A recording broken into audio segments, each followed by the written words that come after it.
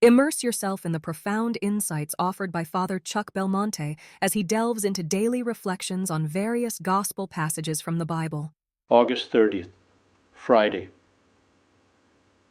The summer of our Lord's second year of public life draws near. The latest miracles at the lakeside, the spectacular multiplication of the loaves and fishes, the great promise of the Eucharist, have all failed to move the hard hearts of the Jewish leaders, and Jesus, exhausted, goes off with the apostles to Gentile territory to find a quiet place to rest. The inhabitants of that quiet countryside overlooking the sea regard our Lord as just another stranger. Nevertheless, some have heard stories about the great prophet from Galilee traveling all over Palestine, curing many diseases and afflictions. The word spreads from house to house and along the shore, and behold, a Canaanite woman from that region came out and cried, "Have mercy on me, O Lord, Son of David. My daughter is severely possessed by a demon." The action of the Canaanite woman is a wonderful lesson in daring petition.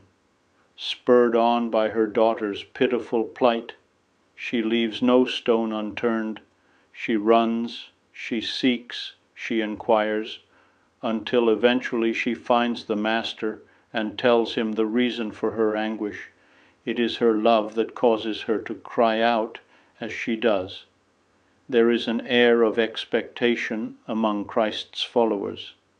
Jesus is the only hope the woman has of seeing her daughter cured, and the anguish in her voice reveals the pain in her soul. But he did not answer her a word. Christ is silent. It is not hardness of heart. Our Lord often tests our faith like this, because he wishes to strengthen us in the conviction that without him we can do nothing. Christ's lack of responsiveness here reveals his infinite love, which seeks to make the motive of our perseverance more supernatural. At times Jesus keeps silent. He allows us to feel like strangers and exiles. We may even imagine that our Lord does not hear us, that we are being deluded, that all we hear is the monologue of our own voice. We find ourselves, as it were, without support on earth and abandoned by heaven. It may seem to us that the gospel scene is being repeated in our lives. The Canaanite woman doesn't get discouraged. She begs him again and again.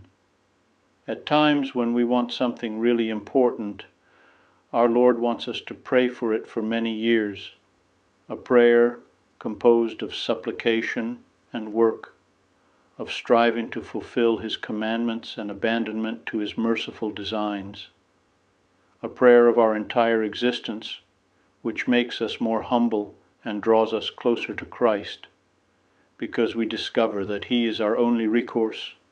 Even so, we must pray even though it may seem that God is not listening to our plea. Everything has its time. Our Lord knows perfectly well what our needs are, yet he wants us to ask with the same persistence as the people in the Gospel. Ask the same way they did. They asked him for everything. I would be delighted to extend an invitation to you once again tomorrow for another insightful reflection on the Gospel by Father Belmonte.